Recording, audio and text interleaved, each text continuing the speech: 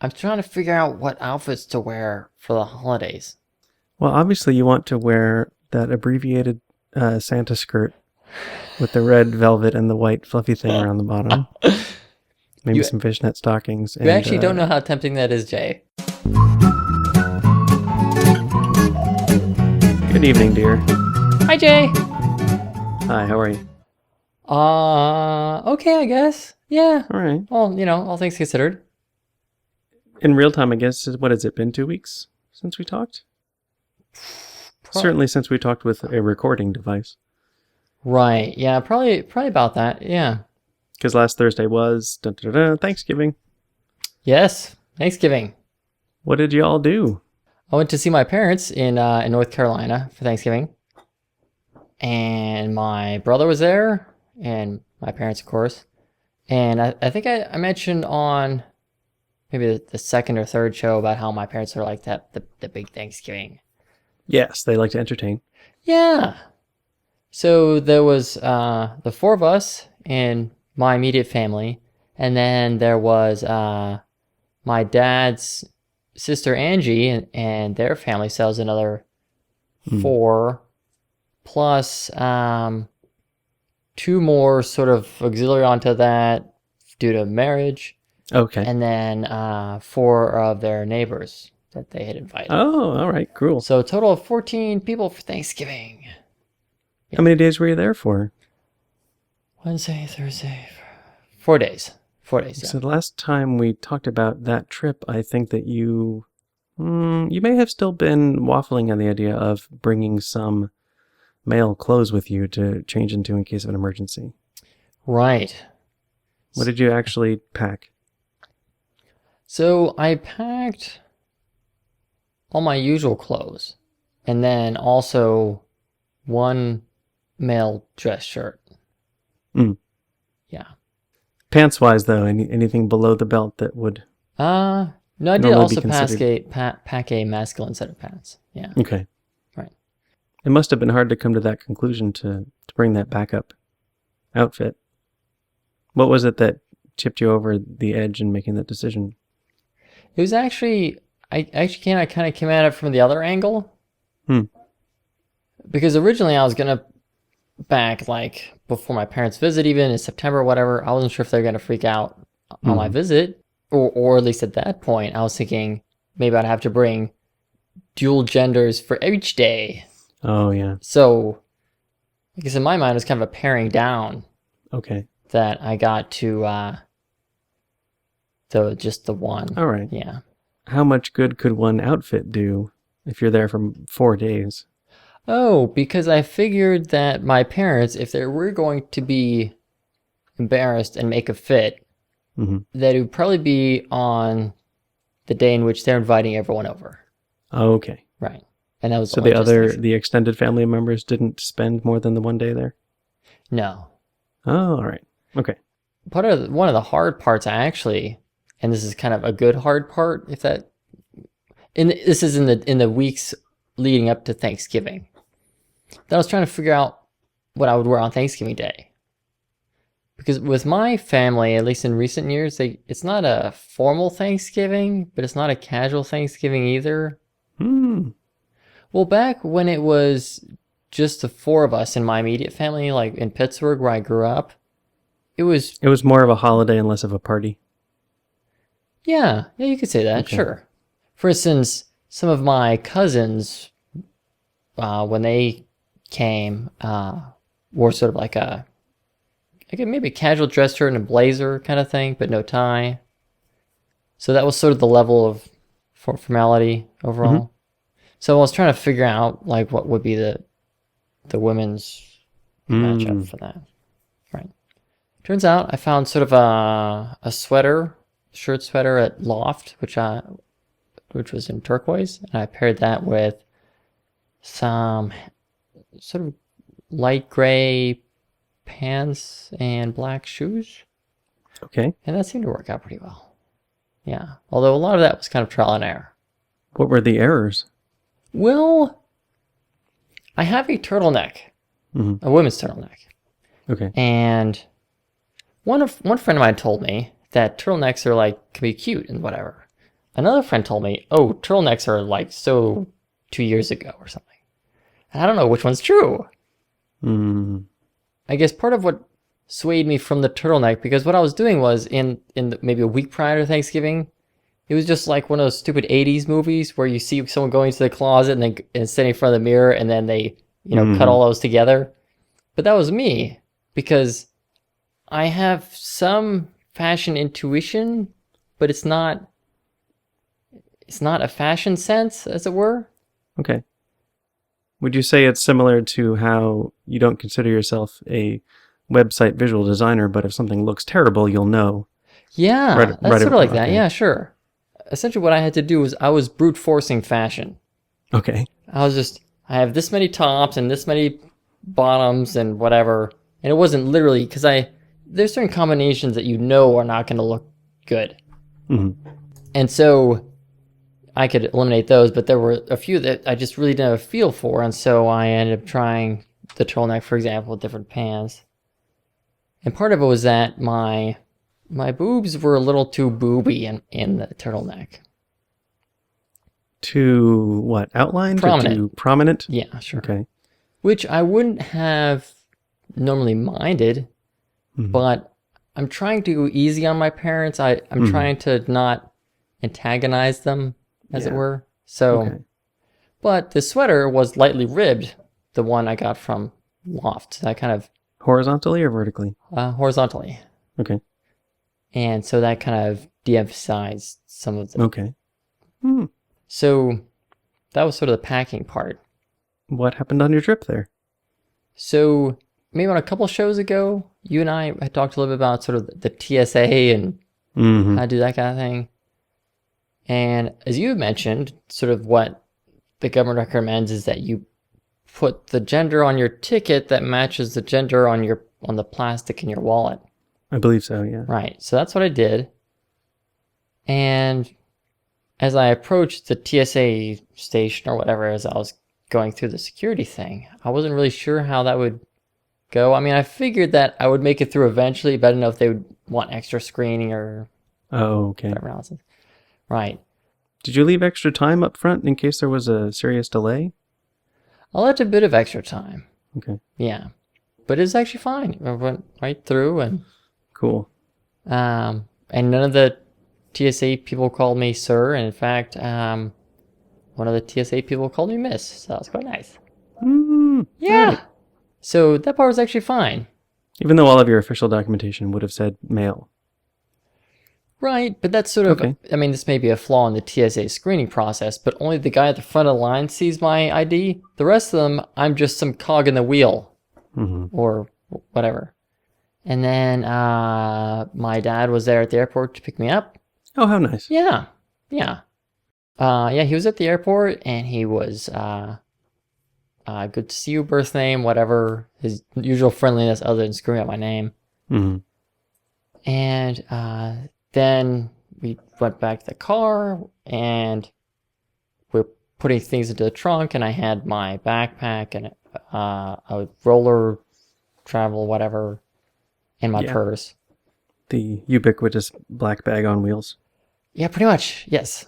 So the reason I'm telling this part is just that, so we put those two items in the trunk, and then my dad says, oh, your pouch, did you want to put that in the trunk or take that with you to the... Pouch. And I was like, oh, my purse? No, just take that in between the seat. Wow. Pouch. I've never heard that. That's... Wow. Did you actually manage to stop from laughing, or? I did manage to stop from laughing on the outside, but... Right. Yeah. Pouch. And what I'm still not entirely certain of is whether he was consciously trying to outmaneuver me, or if his cognitive dissonance was so fierce that he didn't realize it was my purse. Is pouch a phrase that he would use in place of bag? Or... Well, it was... Because nobody says that unless they're talking about a kangaroo. The size of it was... I mean, it was over my shoulder, as purses are, and it was smaller than a regular bag, and it was smaller than a messenger bag. And so it's plausible that if he was not able to use the word purse, that maybe he would have used the word pouch, but I'm just not sure if it was conscious on his part or not. Right. All right. I was just thinking like how in Texas, store clerks will use the word sack instead of bag. So they say, would you like a paper sack or plastic? Yeah, usually when it comes up like this as 2 syllables. They'll say, "One sack," and I'll say, "What?" I'll say, "One sack? What?" And then they'll have to show it to me. I'm like, "Oh, a bag? No, thank you." Wait, what's a wall sack? Do you want a sack is what they think that they're saying. Oh, I want a sack. So then that Wednesday evening, I got in on the Wednesday, and my brother was only getting in the Thursday morning on the red eye or whatever. So that evening was just going to be dinner with my parents. And then they just kind of launched into the Spanish Inquisition because I certainly did not expect it.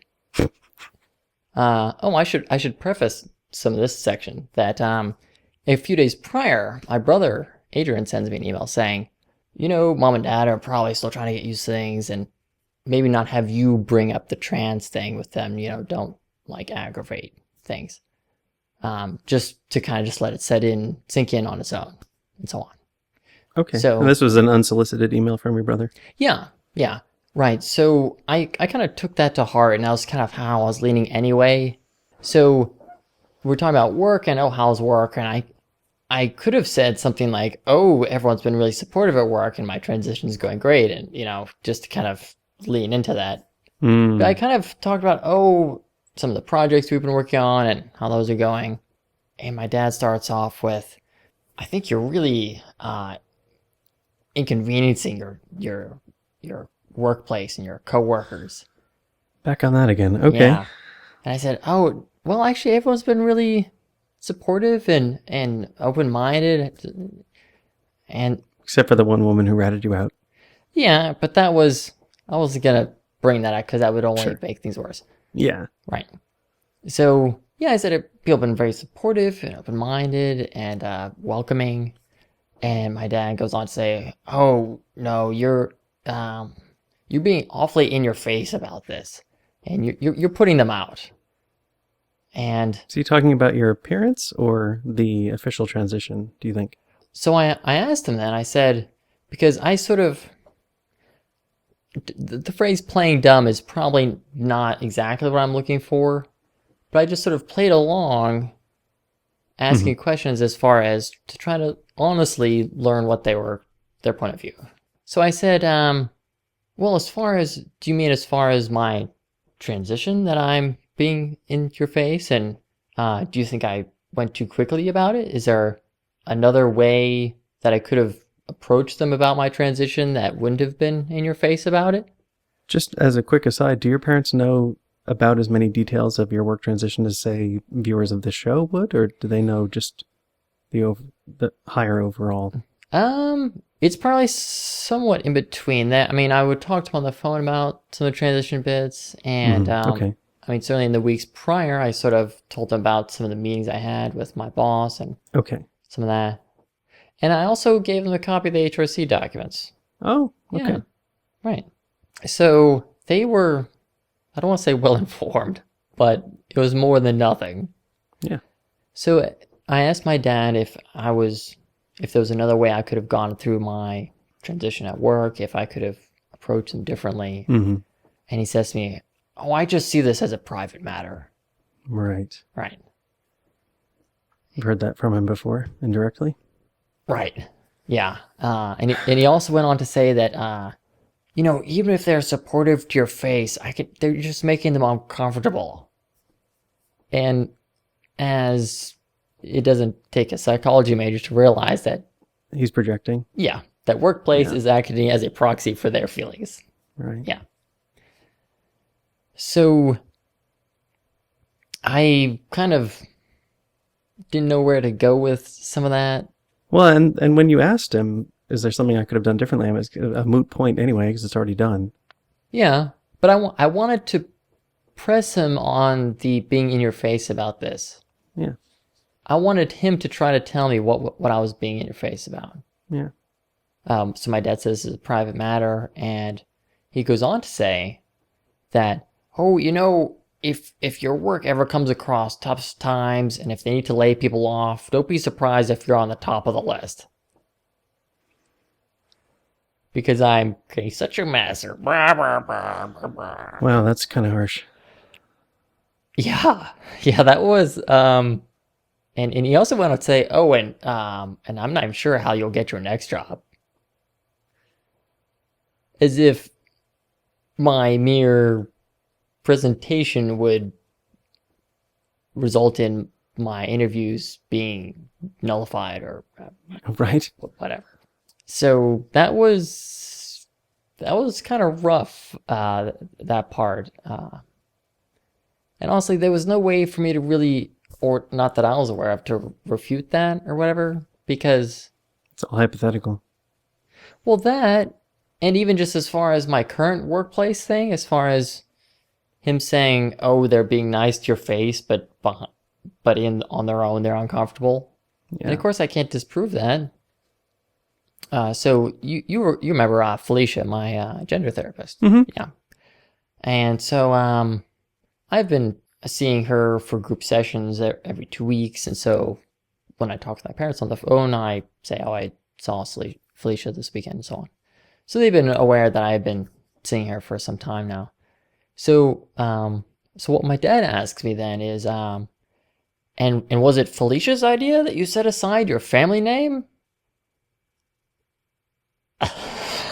Yeah. Where do I start with that?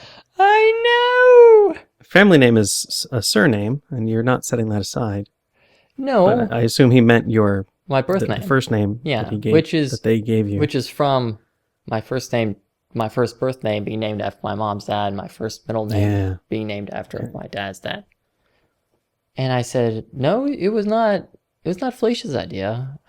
Because I think part of this is that they seem to think, not in so many words, but that like I'm some kind of Manchurian candidate or something with my gender therapist, like that she's putting ideas in my head, or Okay.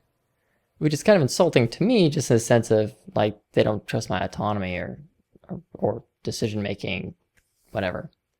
Right. So my dad asks me, and so was it Felicia's idea that you set aside your family name? After all, birth name is still a name that applies to both men and women, which I found kind of interesting in the sense that, on the one hand, if my dad meant well by that, which he probably didn't, but if he did, it could be a sign that he was starting to accept that I wasn't going to be back to be the way I was.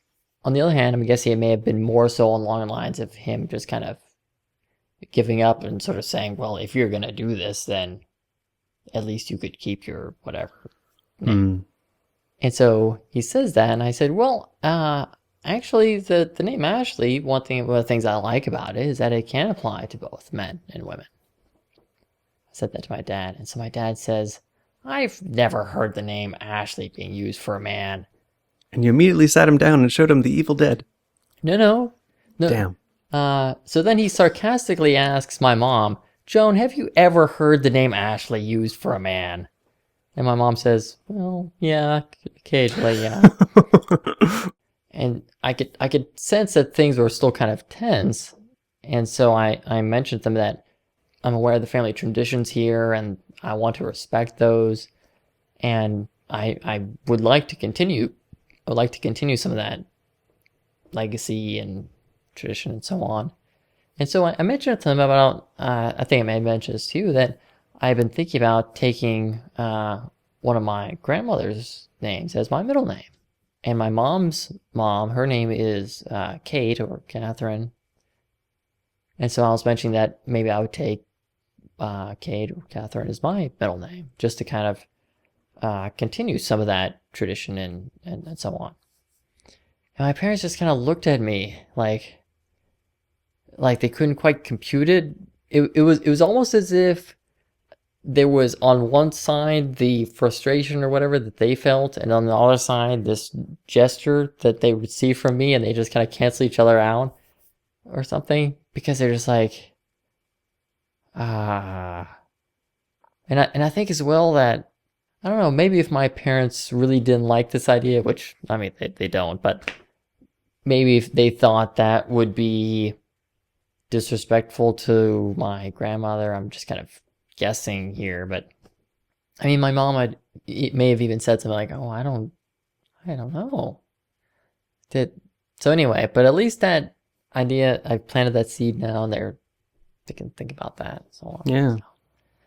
and my mom says, I see you as a guy, and I don't see why you can't just stick it out, as if this is a whim or. Does she know that I'm sure I've asked this before, that she knows this is something that's been going on in your head for 17 or 18 years, right? I tried to convey that to her. Okay. Yeah. Stick it out. Right. And so one of my cousins is gay, and his name is Guy. He's out and he's fine. And so I said to my mom, well, it would be a bit like if Guy were to date women instead of men. If he were to do that, he just wouldn't be happy. And then my dad jumps in to say, but even then, Guy isn't announcing at a job interview, "Hey, I'm gay." Which is kind of problematic in two senses. Because first of all, it implies that someone wouldn't be hired because they're gay. Mm-hmm. And the second one, of course, is that, and this is what I mentioned to my dad, that in some sense, Guy has a, quote, luxury of being gay, which is air quotes I'm for the people in the audio version, in that he can stay true to himself while keeping his relationships to himself, if he so chooses. But in my case, as part of gender identity, it doesn't quite work like that.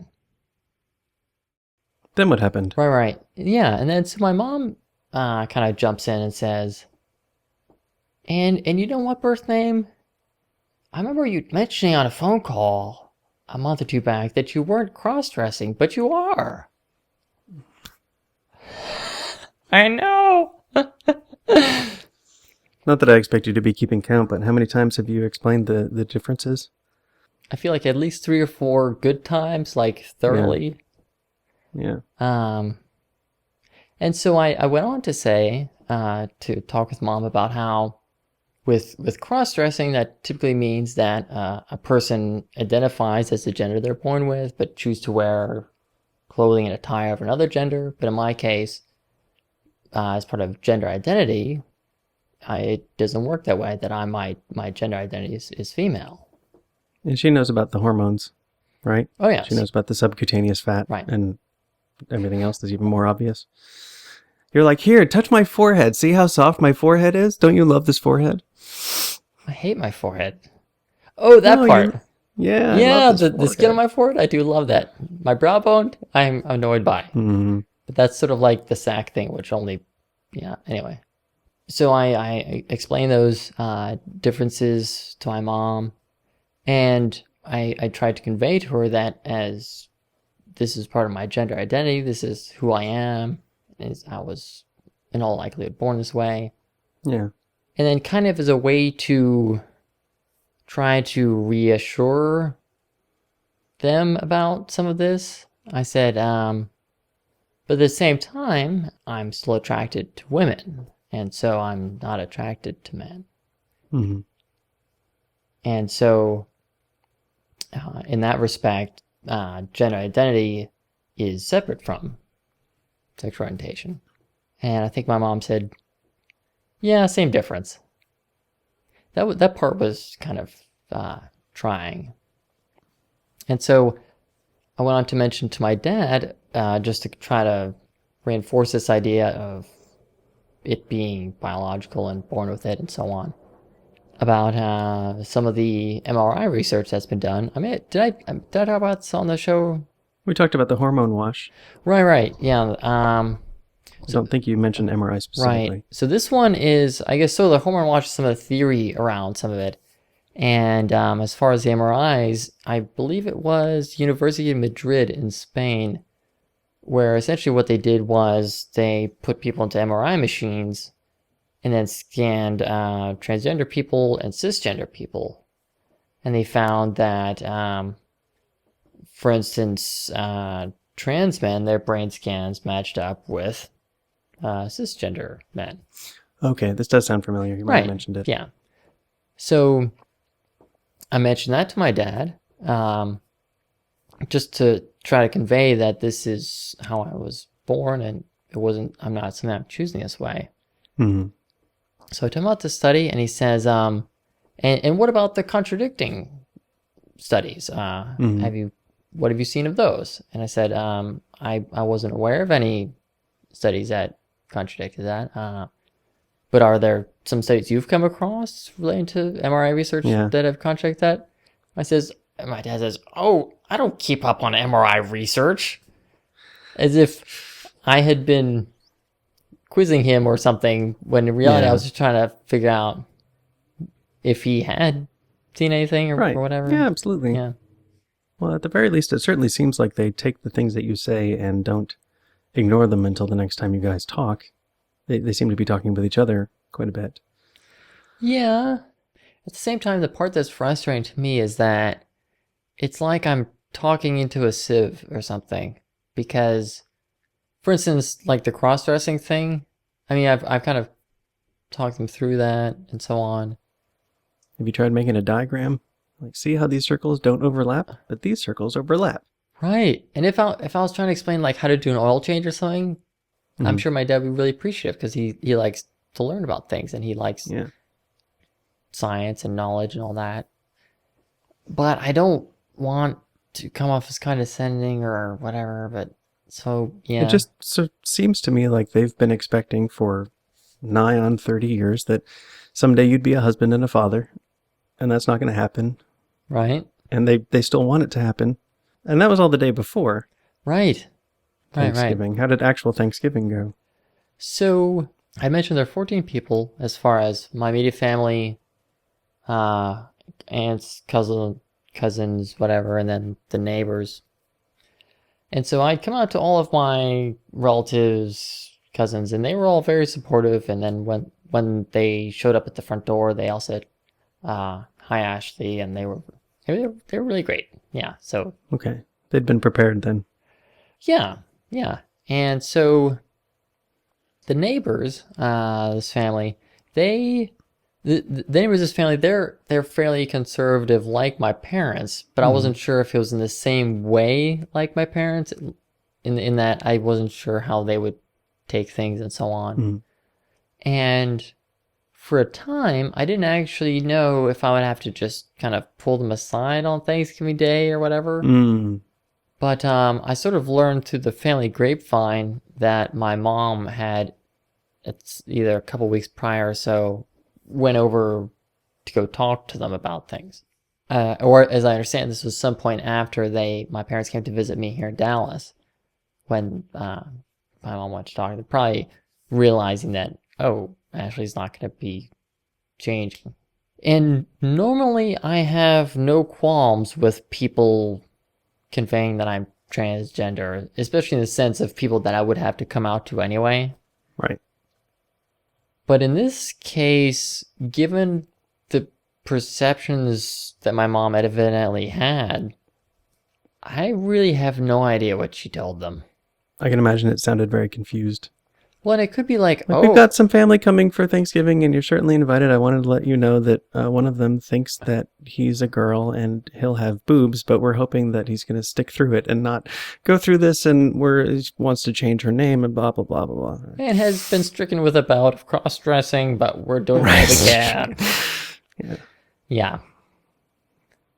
And in fact, I wouldn't even be surprised if my mom didn't even bring up the name thing with them, just since they seem to be hoping that maybe I will get past that idea myself or whatever. And that's you have to know who you're asking to pass the salt, though. Right. So then at the Thanksgiving or whatever, when these neighbors come over, they say, "Oh, happy Thanksgiving birthday," or whatever. And I didn't correct them at the time, just since I wasn't sure what they had been told. Because I didn't feel as fair that if they weren't told that I want to be called Ashley, for me to be correcting them, I guess, right away.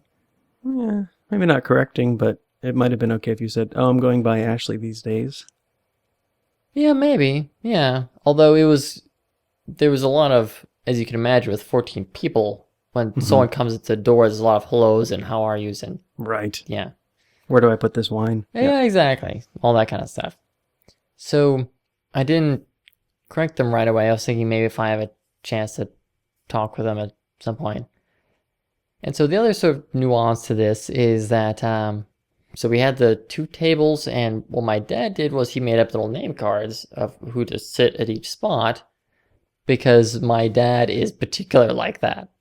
And you may see some of myself in him, but he wanted to ensure that the people who, for example, were very chatty weren't all on the same table, and people who had different political persuasions were at different tables, and Okay. things like that, and kind of alternating people and whatever. So he thinks a lot of that through. Wow.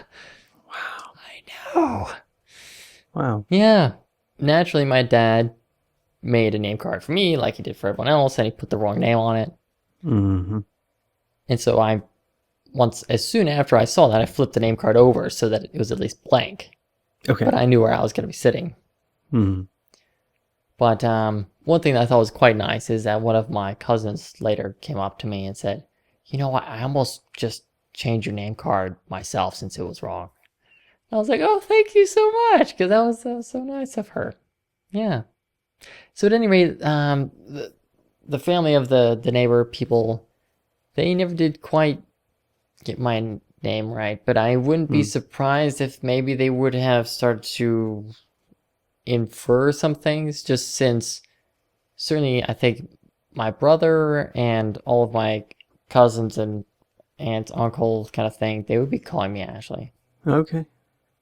Do you think that it was less important for you at the time because you felt, well, maybe I'll never see these people again? Well, only in that there's somehow this tradition that my family always invites this other neighbor people. Oh, you'd met for them things. before? Yes. Oh, okay. Yeah. I didn't know that. Right. Yeah. I remember you were tweeting on that day that you were tempted to start calling your parents by the wrong pronouns, Yes. just to try to brute force that. Yeah, that probably would have been unproductive. Yeah. I don't think it would have sent the right message exactly. So I'm glad you decided not to. It was one of those things that was tempting, like maybe you want to punch your boss or something, but you never actually do that. So did you have to end up breaking out the masculine outfit? Nope. Okay. And the approach I took was that it's easier to ask forgiveness than it is to ask permission. Mm-hmm. So, given that the Thanksgiving meal at our place was slightly dressy uppery than just t-shirts and whatever else, for much of the day I was just in casual clothes when, for instance, helping to cook some of the meal and so on. Sure. And then closer to the time I went to change. And so I didn't ask them about, oh, hey, can I wear blah, blah, blah. I was like, no, I'm just going to wear this. And my guess was that they would have too much pride to ask me to change or whatever. So, yeah. You didn't see any dirty looks then? No. In fact, one of my cousins, she was sitting across from me at the table, and she asked, did you get your sweater at Loft? I said, yes, I did. She said, oh, I almost bought that one. So that's cool. Yeah. And your cousins know about the show? Yes, because I've emailed them about it. Hi, Ashley's cousins. Yeah. So hi, Brianna. Hi, Guy. Hi, Ian. Hello. And Caroline. Hi, Kaz. Do you have a quick minute to teach you something ladylike? I sure do. Okay. Okay, so I got 2 choppies. Is this part 14 in our nail series? Yes. All right. What you got? Yeah, so one of these choppies is actually a follow-up. Yeah. So you remember, you might, Seche Vite, the top coat? Oh, yeah. Right. So I was actually reading over one of the nail polish blogs I like to read, Scrangy, which is SCRANGIE.com. And on one of her posts from many years ago, she talks about sort of her nail painting routine. She talks about how she likes to do Seche Vite and so on. But the one part that I had kind of glossed over and now realize I had been doing incorrectly for a time was that, so you apply the base coat and then the first coat and then the second coat. And of course, waiting the, say, 15 minutes between each of those. Mm-hmm. And then actually, what works best is to apply the top coat, the Seche Vite, straight onto the second coat without waiting for the second coat to dry.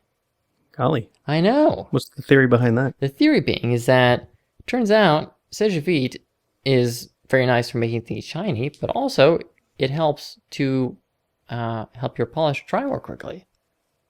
Nice. Right. I'm all in favor of that. Yeah, totally. So if you apply on top of your second coat, then I guess sort of they say that it's dry to the touch in 30 minutes and dent-proof in 40 minutes or something like that. Mm. Since having rereading that part, I still tend to apply my coats in the top coat and then wait a bit before going to bed. Because, of course, if you go to bed too soon, then you can get sheet prints on your nails. Yeah. I have bad dreams. Yeah, sure. And so, but of course, this way, I may tend to wait still afterward, but it greatly reduces the chances of getting sheet prints on my nails. That's great. Yeah. And then, second nail jobby is actually a Ziploc bag. What? I know! So, as you may notice, my left hand is less chipped than my right hand. My right hand is mostly just a little bit on these little fingers. But yeah. So, supposing I was going to repaint a few of these fingers. I mean, say I had some after work happy hour or something where I wanted these nails to look especially nice for. Okay. Because usually if it's like toward the end of the week and it's a little bit chipped, well, sometimes that's just the cost of doing business, as it were. That sometimes just happens.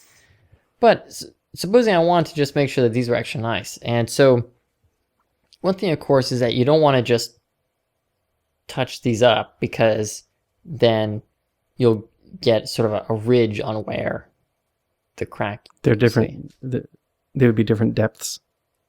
Yeah. Yeah, and they wouldn't line up perfectly. So you would typically want to remove the polish on the nails that are chipped and leave those intact. So for removing polish, I typically have, nail polish remover and cotton balls. Yay, cotton balls. So supposing I take the lid off and then I, and then, or, whichever nail it was. Mm. Right. So the tough part, though, is that you may think that your nail polish remover is only on the one side of the cotton ball, but there's never a way to be 100% sure if there might be small amounts. And so if you just do this, then I see. Then invariably you're going to get a little bit of nail polish remover on these nails, which won't be enough to remove it, but it'll be enough that it will make it soft and then ensnarl strands of your cotton ball and make it very awful and yucky. That's pretty messy, yeah. Right. But I figured out that you can create a nail polish condom with your plastic bag. So what you can do is, instead of just, you can go like one of these and go, yoop, yoop, and then just like, and do you have to sing that song? No, but it helps. Okay, good. Yeah, I know. And so that way, what you can do is you can prevent your nail polish remover from getting onto the nails that are the good ones. Nice. Brilliant. Yeah. So, I mean, of course, most of the time... But you have to throw the bag away once you're done with it the first time, right? No, the bag... I'm just messing with you. Oh, yeah, I see what you did there. Yeah. So, naturally, when you're changing out your nail polish, say from one color to the other or whatever, you don't have to take that route because you're just going to take it off all 10 fingers and thumbs. But on those times where you just want to do the little touch-up or whatever, and you just want to take it off to, say, 2 fingers or whatever, then yeah, that technique can be quite handy. Awesome. Yeah. Well done. And actually...